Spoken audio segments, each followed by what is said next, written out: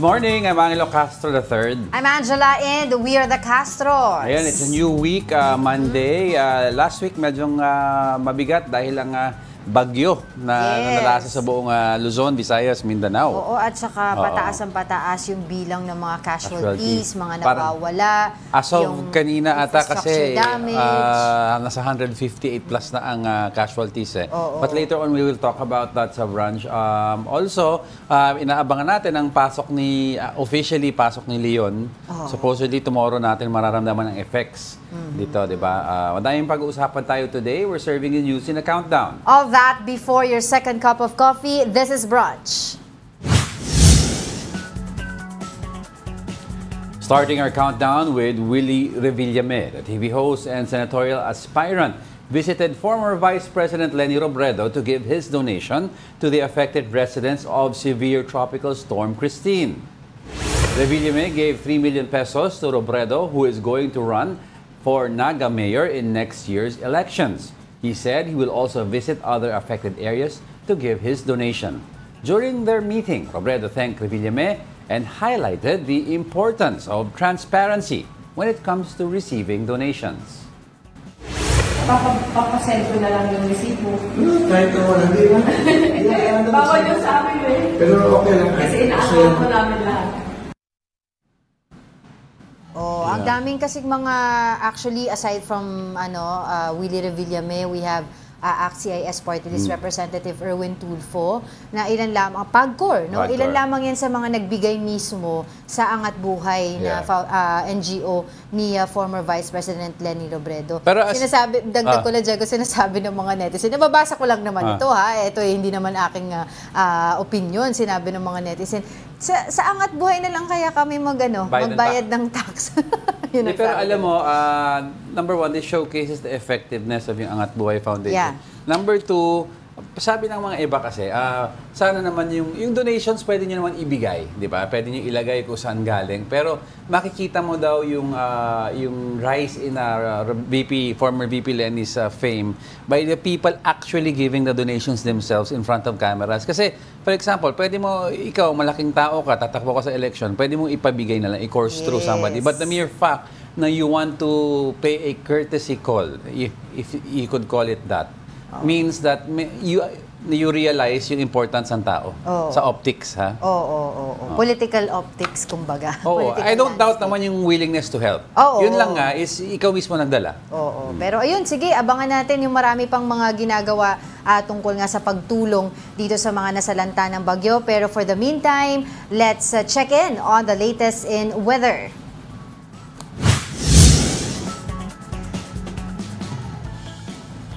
Pag-asa weather forecaster Veronica Torres is now on the line. Good morning po sa inyo, Miss Veronica. Thanks for joining us today.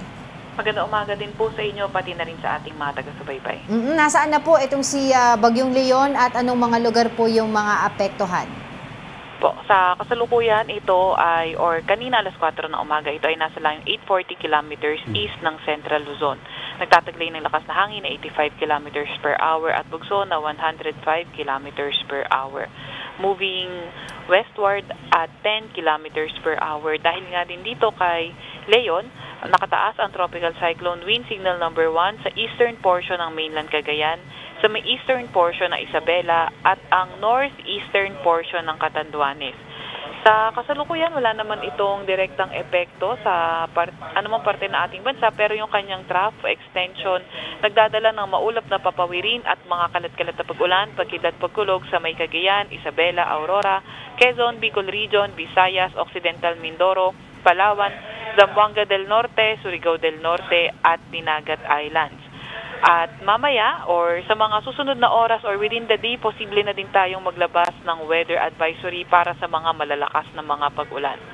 At meron din tayong nabanggit na nga natin yung signal number 1 po pala natin. Yes. Gusto lang matanong, based sa mga models nyo or yung mga forecast models nyo, ano ang possibility na lumakas ang pagbuhos ng ulan tsaka yung hangin tomorrow? Or in generally, para maintindihan ng mga viewers natin, ano ang epekto nito sa Pilipinas bukas? Apo. By tomorrow, posible na nga magkaroon ng mga malalakas na mga pag-ulan kung hindi sa may silangang bahagi ng Luzon area, posible rin naman sa may bandang western na bahagi ng Luzon, Visayas. Mostly dahil ito sa southwesterly wind flow. And then, ang pinakamataas na wind signal na posible natin itaas ay signal number 2 or 3. Pero depende kung gaano kalapit si Leon sa ating bansa. Itong 2 or 3 na sinasabi yung wind signal, anong areas to? Ito ay posible sa may northern Luzon and then posible rin naman sa mga parts ng central or posible sa parts ng Luzon pero mostly sa may silangang bahagi ng Luzon. May chance ba na totally humina na ito? Sa ngayon, nakikita kasi natin na tuloy-tuloy yung paglakas ni Leon as a typhoon. However, ito naman ay nananatiling malayo sa ating landmass. Kahit, banggitin ko lang din, kahit malayo itong si Leon, yung kanyang trough, ay pwede pa rin magpaulan sa mga parte ng Luzon at ibang parte ng Visayas.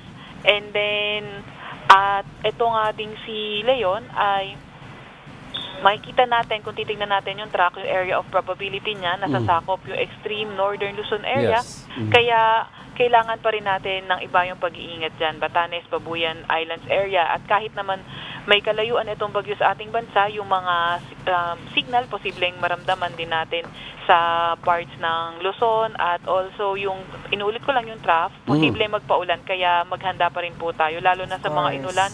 Lumano kung nakaraang araw pa dahil posibleng saturated na nga yung lupa sa areas po nila.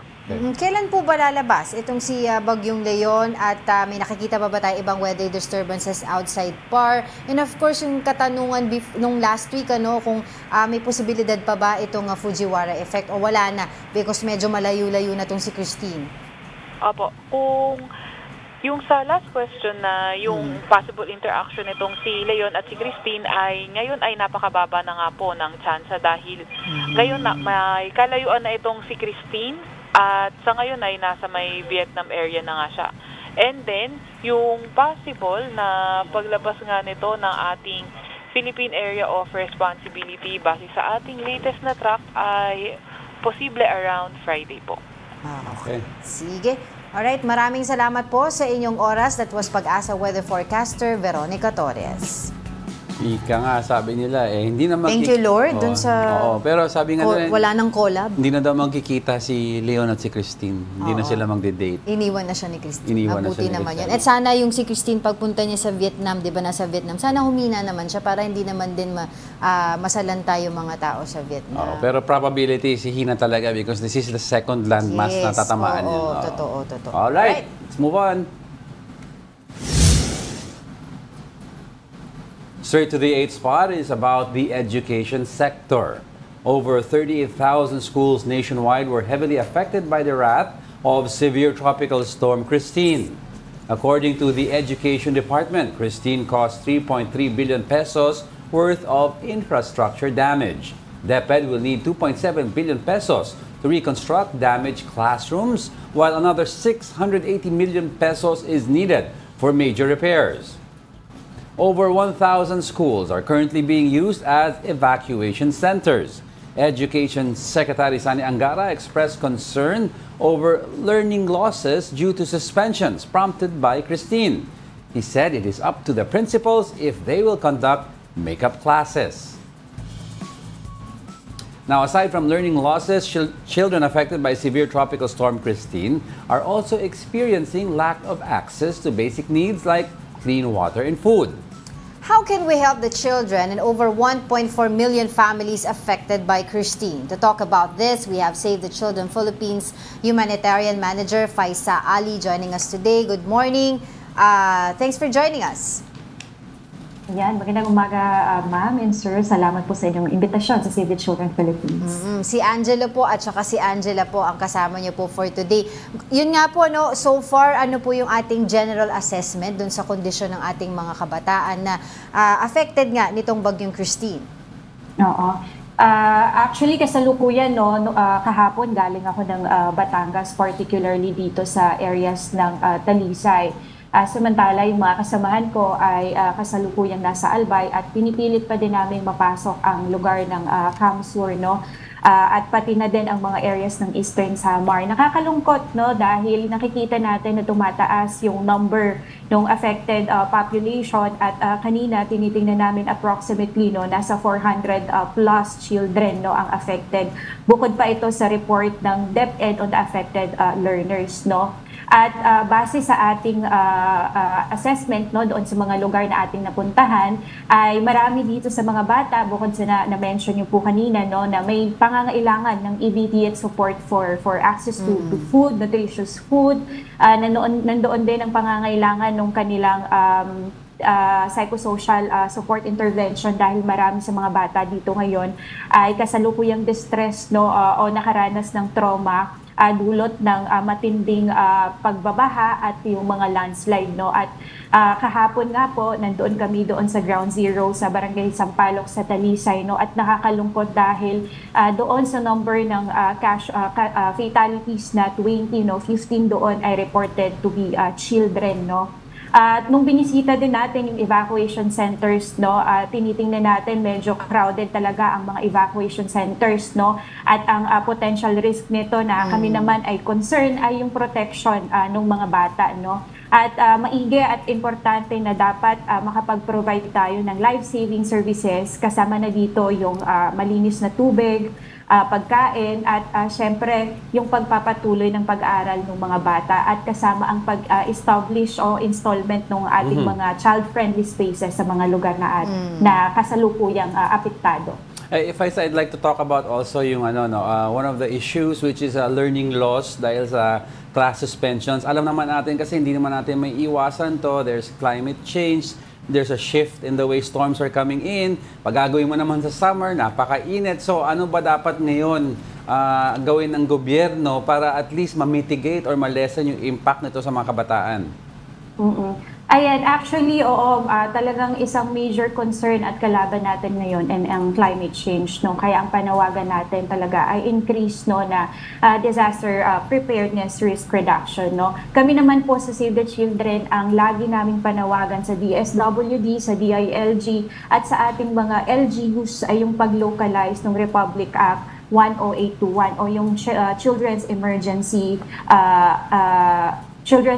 Relief Act, no. Ito ay isang batas, no, na makakapag-provide ng protection bago pa man ang bagyo o kahit anumang crisis o disaster yan.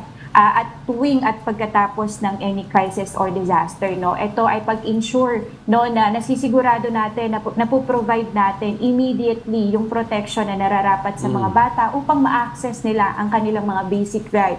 Basic right on food, basic right on education, at kasama na din dito yung pag-integrate ng disaster preparedness sa mga schools, no, sa mga teachers para magkaroon din sila ng awareness. At sila mismo at yung mga bata ay may mga paghahandang nagagawa at nagkakaroon sila ng increased awareness on climate change and on disaster preparedness. Yeah, Faisa, I'd like to touch up on that. Yung sinasabi mo kanina, increased awareness. Kasi most countries that are prone to yung mga calamities, pinapakita nila yung effects ng calamities para pag na-experience na ng mga kabataan, they're not that shocked and scared anymore. Are we also doing this to most of the children? Yung parang we are not filtering it, we're showing them what really can happen. So when it happens, they know what to do? Yes, definitely. In our programs, no, at least, no, there are modules that we've developed, no, that we can share, no, to the children, and this is being implemented widely in our programs, no. Paano ba natin natuturuan ng mga bata paano magkaroon ng increased awareness on climate change and disaster preparedness? Ano ba ang iba't ibang uri ng crisis o disaster na kinakaharap natin base sa konteksto ng Pilipinas, especially that for the last 3 years, we are in the top disaster risk, right. At mahalaga itong dapat matutukan natin. Faisa, kanina nabanggit mo, no, bukod dun sa, of course, potable water, pagkain, yan yung mga basic needs ng mga kabataan ngayon na nasa evacuation center. You also mentioned about the psychosocial debriefing. Ano? So how can we make sure na paano yung coordination nyo with the LGU to make sure na nakakadaan, no, dumadaan itong mga kabataan na to dito sa debriefing na kinakailangan nila dahil nga sa trauma na naranasan nila during the onslaught nga nitong bagyong Christine. And of course, to to make sure also itong mga kabataan natin ay yung safe spaces nila inside evacuation centers. Tayo naman po ay we are working closely with the government, no? Kasama tayo doon sa clusters din na actively supporting the government. At isa dyan ngayon ay naiintindihan natin, no, na medyo overwhelmed din yung ating government, especially the responders and even the DSWD. And isa dyan ang suportang binibigay namin ay pag-ensure na makapag-provide tayo doon sa mga areas, no, na medyo lack pa yung support in terms of provision and psychosocial support, not only for the children, in fact for also the mothers, lactating mothers. Mahalaga yon na nakapag-provide tayo din ng immediate support for them. Alright, sige. On that note, saan ba pwedeng tumulong, 'di ba, yung mga ibang kababayan natin tungkol dito sa Save the Children Philippines? Oo, maaari po kayong makipag-ugnayan sa Save the Children Philippines, no. Gusto ko lang banggitin, Angela, actually kahapon, no, doon sa Ground Zero, we were able to immediately provision hygiene kits, no, doon sa areas for 200 families, and in Albay nakapag-provision tayo immediately ng hot meals, no, pero marami pang pangangailangan. Maaari po kayo makipag-ugnayan sa Save the Children Philippines. Pwede nyo po kaming i-message sa aming Facebook page, sa aming website, upang kayo po ay matulungan kaming makatulong, lalong-lalo na doon sa mga batang apektado nitong STS Christine. Maraming salamat po. Alright, on that note, maraming salamat din sa iyong oras, Faisa Ali, ang Humanitarian Manager of Save the Children Philippines. Alright, coming up, one lawmaker warns about filing a plunder case against Vice President Sara Duterte. But on what grounds? And let's find out the latest death toll from severe tropical storm Christine. Plunder case. Yes, nako. Marami pa tayong pag-uusapan, ha. Nako, pinakamagandang reaction dyan kung sasama daw sa plunder, diretso to impeachment, yung reaction ni Rowena Guanzon. Hindi daw siya ulul para sumama. Tingnan natin. Mamaya, tingnan natin. Marami pa tayong pag-uusapan. We are just getting started, mga kapatid. More of our top 10 news when brunch returns. Keep it here on One News.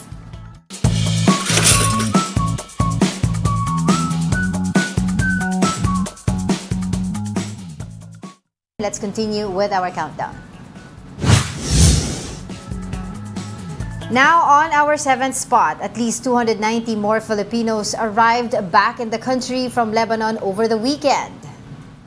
They boarded a chartered plane arranged by the Philippine government. This is by far the largest batch of repatriated amid the tension in Middle East. Lebanon remains under alert level 3, which means repatriation is still voluntary.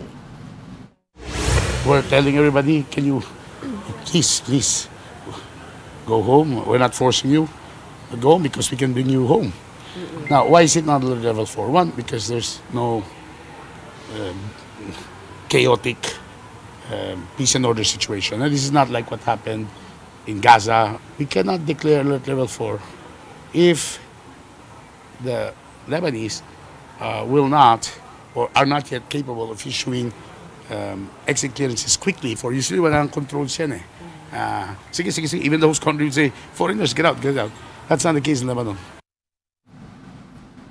Hirap lang din kasi ng mamadiliin din sila kasi may mga exit clearance. Pero syempre, yung pulso ng bayan, ang gusto nila, wag nang voluntary, 'di ba? Kasi baka mamaya maabutan pa ng kaguluhan doon, magsara yung mga exits, hindi makalabas, hindi natin ma-repatriate yung mga kababayan natin. Kasi, 'di ba, why would you wait for 'di ba? I mean, bakit hindi mo gagawin na forced evacuation already, hihintayin mo pa ba na may actual chaos na nangyayari? Pag may actual chaos mangyayari, the probability of getting our kababayans home safely goes down. Kasi kung naputukan on the ground, how you'll transport them? Yun nga At saka alam natin in every conflict in the Middle East, ang unang pinapasabog or unang tinatamaan, one of which is yung airports of the countries involved. Kaya nga 'di ba sabi ko, paano mo sila makukuha yung palabas kung halimbawa? Well, for the meantime, we have 290 more na umuwi ngayon, may mga nauna pa kasi, and bibigyan sila ng ayuda, financial aid, livelihood assistance until makahanap ulit sila ng trabaho. Pero yun nga, of course, ang ating panalangin, wala nang madagdag, 'di ba, ng mga casualties doon sa nangyayaring gulo doon sa Lebanon. Kasi may mga reports tayo na yung mga amo nito, mga foreign domestic workers, iniiwan sila, inaabandon na sila sa kalsada or iniiwan mismo doon sa bahay, sila yung pinagbabantay while ongoing ngayon nangyayaring gulo doon. Anyway, safety first before money. Alam natin, importante ang pera sa kababayan natin.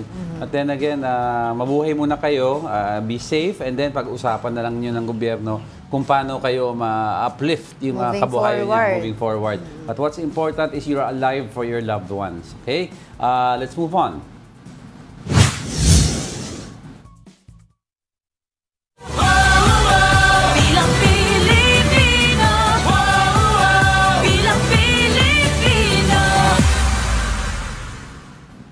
Ulitin mo yung sayaw mo? No.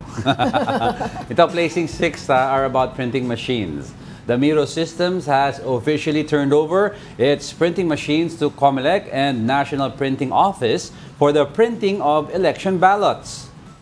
COMELEC is targeting to print up to 71 million ballots for next year's elections in the next 2 months.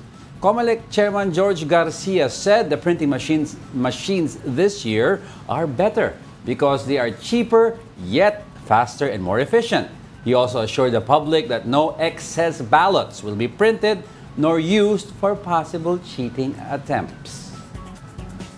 Kasi nung nakaraang election kasi hindi yung parang yan yung kaya yung mga election watchdogs, 'di ba, nag-aano sila, i-hybrid na lang natin yan. Kaso sinasabi nga ng COMELEC, wala naman sa batas natin yung hybrid system, 'di ba? Sinasabi nila kasi nung last time nga na nag-automated election tayo, kinakabahan yung mga kababayan natin, yung mga bumoto ko, nabilang ba yung boto ko? Napasama ba diyan? Baka mamaya ganyan. Pero ngayon kasi you can print that out also. Tapos yung COMELEC, they'll also post that sa Hindi, tsaka website. bago mag-print out, ang maganda dyan, pag pinasok mo yung ballot mo sa makina, makikita mo bago mag-print out pa lang yung binasa niya. Pero ang question ko is, walang excess ballot. So in punto, kung 71 million voters, 71 million ballots. Dapat, paano kung nagkamali? Naisip ko kasi, of course, may error yan. Pwede magkaroon ng error yan. Like yung mga senior citizens na malabo yung mata, tapos nagkamali pala sila ng shading, or I don't know. Well, at saka aside from that, what if may error sa isang machine, nakain, napunit yung, di ba, walang replacement ba? I don't know. We have to get clarity on this with the COMELEC. But I'm sure alam naman nila yung ginagawa nila, no? Supposedly, this system that Miro has should be more efficient in terms of errors. Yan. Oo. At tapos, syempre, dun sa issue naman ng mga official list of candidates, di ba, abangan po nila yan dahil ilalabas na rin yan ng COMELEC soon. Very soon. Alright, sige, let's continue with our countdown. Moving over now to our top 5, Christine's damage to agriculture in Pangasinan is pegged at over 240 million pesos. That figure covers the massive destruction of farmlands in the province. Some rice farmers had to harvest early to salvage their crops. The provincial government assured them of financial assistance. We will have various assistance, especially we will be in close coordination with the national agencies. Whatever yung maibigay po ng province, ay bibigay po namin. Alam mo, November pa kasi supposedly yung next harvest. Yeah. Tapos ang sinasabi ng mga farmer, kung halimbawa medyo nadapa lang yan, pwede pa nilang anihin, ipapatuyuin . Ang problema kasi, yung iba, green pa, kumbaga, hindi pa siya hinog, 'di ba? Parang kakalagay lang nila doon tapos naanod na ng baha. So yun yung pinaka ang tawag dito, lugi ng mga farmers natin. Actually, when we spoke to the agriculture group, I don't remember what group yung kausap natin the other day, or the last week, no? We were asking, bakit walang alternative source or alternative crop or alternative farming income ang tinuturo natin sa farmers, meron naman daw. Most of them daw, aside from a secondary crop, which is usually corn, they also have may mga alagang baboy or manok. Ang problema kasi, yung farm, ngayon naisip natin ito maayos, no? The farm where they are situated is along in typhoon belts. So, anong nangyayari, if tinamaan sila ng bagyo, hindi lang ang crop ang nasisira. Minsan daw, siyempre, nalulunod daw yung mga animals, namamatay yung mga animals. So, all income related to farming, nawawala. That's why siguro we have to think also of another way to give them a backup income. Hindi natin sinasabing tigilan nila yung farming, but a backup income that is out of the farming industry or modernized. Di ba may pinakita sila? Kasi dito pati irrigation system yan, sira ng bagyo Di ba meron silang pinakitang yung drone na was spraying water over yung mga seeds. That's for for El Nino phenomenon na nag-dry out Kaya nga what I'm saying, if we can do that during El Nino, maybe we can come up with a way na yung greenhouse, yung ginagawa nila Bill Gates, yung greenhouse farming for rice. Di ba? Yung covered siya. Tumutubo ang bigas in a covered environment, meaning hindi na siya kailangang expose sa elements. Ayusin yun ang pwede pag-aralan. Tsaka ayusin yung flood control projects para hindi rin yung mga before move on, pananim. Pero kasi open field yan, so ano pang flood control ang pwede mo gawin? Hindi, ibig sabihin kasi sila yung dun di ba? Dahil yung kapaligiran dun na bumabaha, so nagsispill over din. Pero ang importante dyan, binibigyan nga daw ng additional credit line yung mga farmers para makabangon nga dito sa kanilang sa pananalasa ng typhoon. Ang problema kasi kakaano lang nila Typhoon Juanita Tapos ito na naman, 'di ba? As I remember lang, ang Pilipinas is below sea level. So alam mong whatever happens, babaha. Kaya gawin niyo ng paraan na ma-minimize man lang yung effect. All right, let's move on.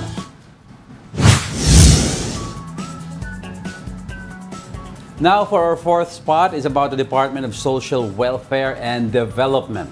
The DSWD is preparing additional 35,000 boxes of family food packs to residents of Naga City who were affected by severe tropical storm Christine. DSWD Secretary Rex Gatchalian said this is on the top of the 5,000 family food packs that were previously distributed to affected families. Gatchalian added that he is waiting for the official list of severely affected families before starting to distribute cash assistance. The department is also not concerned with the growing number of reported affected families.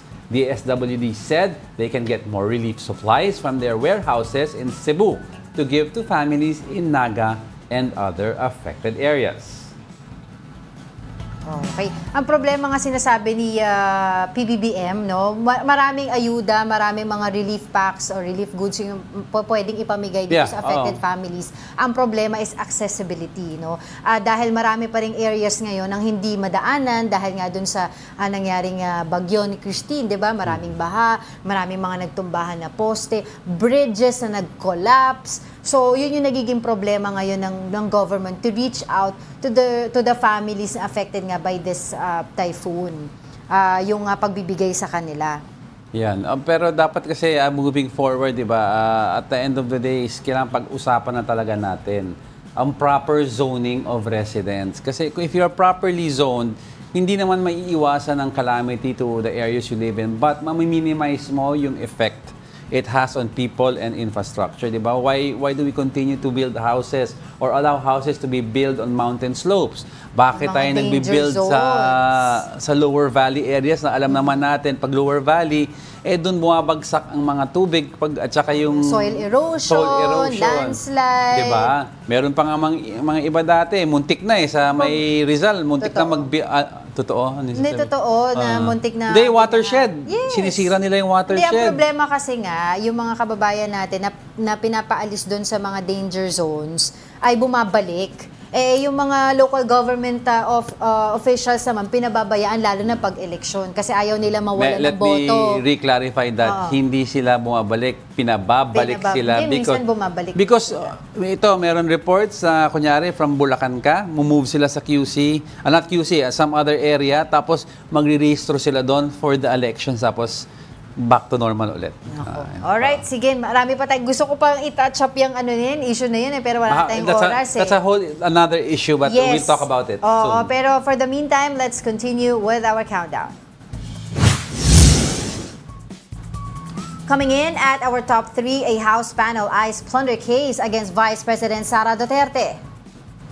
Congressman Don Gonzales said they may consider filing the case if Duterte fails to explain how her funds were used. Gonzales was referring to the 112 million confidential funds of Duterte when she was still the Education Secretary. He said the VP does not enjoy immunity from suit, leaving Duterte open to criminal charges while in office. Ayun. So, kailangan naman i-explain. Explain mo Yun na, nga Madam VP. Kasi ang nakikita daw nila dito, I was reading about it, 112.5 million funds na hindi nga daw ma-explain. Kasi supposedly, nandito siya na ilagay siya, yung disbursement ng checks, no, ay nilabel siya sa maintenance and other operating expenses instead ng confidential funds. Kasi sabi nga daw, ito daw ay ginamit dun sa mga efforts ng anti-extremism and addressing insurgency. Ang hinihiling nga nila ay ma-explain ni Vice President Sara Duterte itong 112 in 5 days diba? Na nag-gastos yun. Pero yun nga, as we all know, hindi naman nag-a-attend itong si VP Sara. At kung nag-attend man siya nung mga nakaraang beses, ay hindi naman niya talagang in-address yung issue. Diba? So, yun lang yung sinasabi nila. Pero other than that, alam naman natin ang plunder case ay that's a criminal case. Criminal case yan. Tapos life imprisonment. Tapos may cap yan ng presyo, di ba? Yung 50 million, yun yung ito 112 million. Pero i-clarify nila yung definition ng plunder kasi sometimes ang plunder means parang may deliberately misusing funds of the government, di ba? Ang question is, how can you prove, or ang word nga nila is hindi nila ma-explain ang sang ginastos. So how can you then prove na deliberately winaldas ni VP Sara? Tingnan natin kung ano ang magiging sagot dyan ni VP Feeling ko Sara. naman Alam naman natin na medyo sumasagot na ngayon si VP Sara. Para matapos na yan, feeling ko kung sinagot niya yan, tapos na lahat to di ba? Oo. Sige, Diego, meron pa tayong iba pang balita for today. Alright. Nation Broadcasting Corporation launches True FM's new pay TV channel. True TV. True TV will go live on Signal TV Channel 19 starting on November 4. This is in line with True Network, True FM's multi-platform strategy. The station also announced that it will begin on air on 105.9 in Mega Manila. In-announce din yan exciting. Nila DJ Chacha tsaka ni Manong Ted kanina. Exciting yan. So, diba? Congratulations at lumalawak nga ang sakop ng True FM. True. Iba yun. Okay. Naku, marami po tayo pag-uusapan, of course, yung damage pa rin itong bagyong Christine. Ano pa, Diego? Yung ongoing hearing ngayon sa Senate, yung Blue Ribbon Committee doon sa War on Drugs, kung paano ba yung paghaharap dyan ni Senator Laila De Lima. Don't go away because we're not done yet. Diego, magtrabaho ka. May dalawa pa. Stay with us.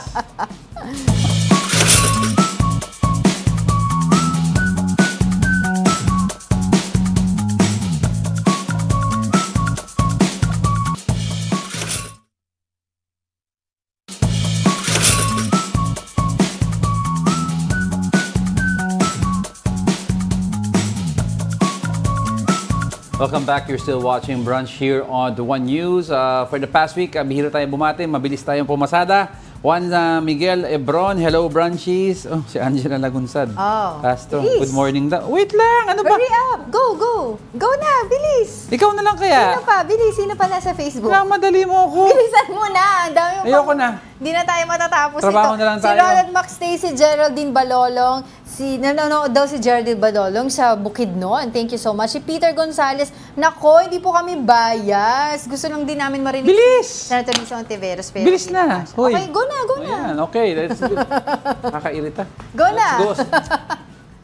Let's get to our top 2. Now, rescuers in Batangas are retrieving more victims of severe tropical storm Christine.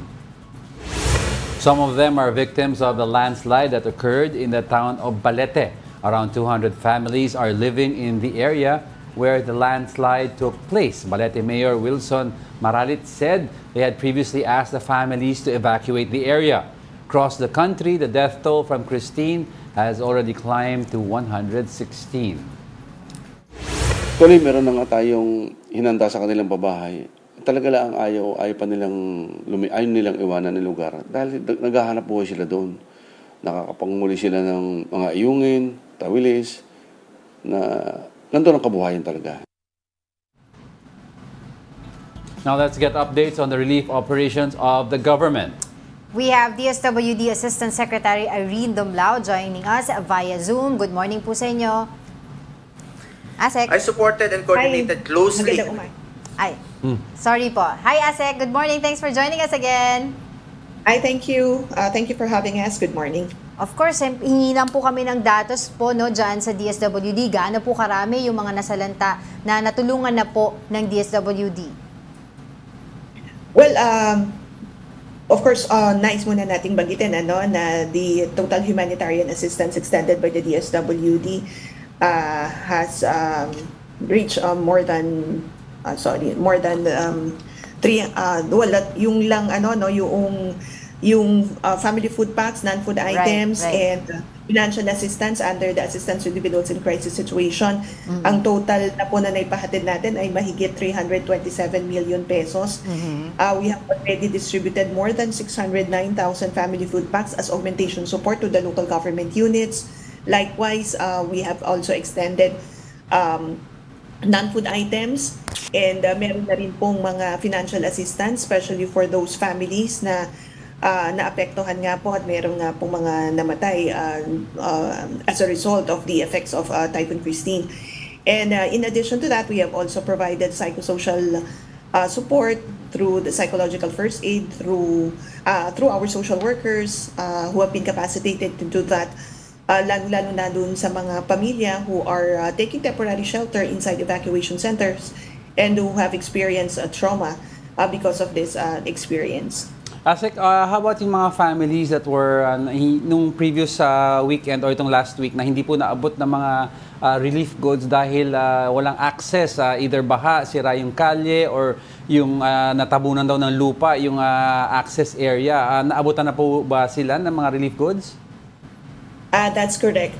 In fact, when we were in Naga last week, let me just cite as an example yung pong mga strategies ng mga local government units. So once the LGUs received the food packs from the DSWD or na-pick up na nila mula sa mga regional warehouses nila, the local government units come up with various strategies to distribute yung pong mga food packs even in flood affected areas. So gumagamit sila ng mga rubber boat, ng mga trucks, and hina-house to house yung distribution. This is to ensure that the needs talaga of the disaster affected families are addressed, which in particular, of course, is yung pagkain.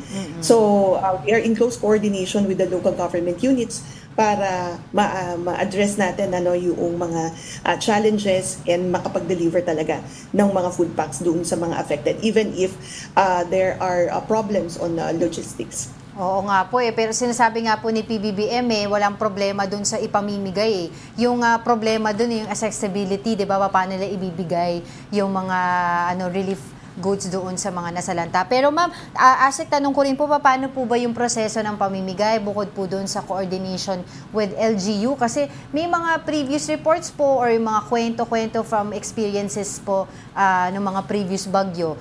Yung mga listahan daw po ng mga bibigyan ng ayuda, minsan ang pinaprioritize lang yung voters. Well, of course, ang Department of Social Welfare and Development, we provide augmentation support to the local government units. Right.